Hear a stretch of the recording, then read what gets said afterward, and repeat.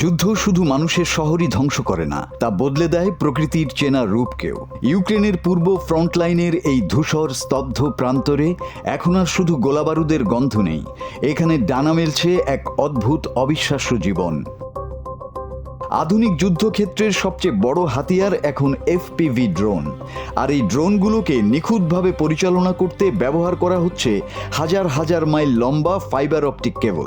যুদ্ধ শেষে এই ড্রোনগুলো যখন মাটিতে আছড়ে পড়ে, তখন পেছনে ফেলে যায় কাঁচের তৈরি সূক্ষ্ম এই তন্তুগুলোর এক বিশাল ধ্বংসস্তূপ।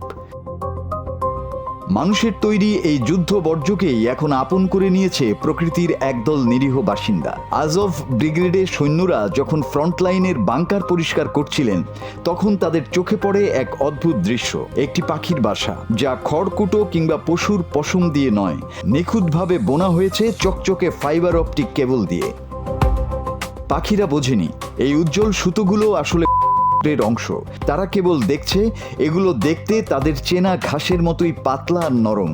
যেখানে মানুষের বোমায় তাদের চেনা অরণ্য পুড়ে ছাই হয়ে গেছে, সেখানে বেঁচে থাকার তীব্র তাগিদে এই যুদ্ধক্ষেত্রের আবর্জনা দিয়েই তারা বুনে চলেছে তাদের আগামীর আশ্রয়।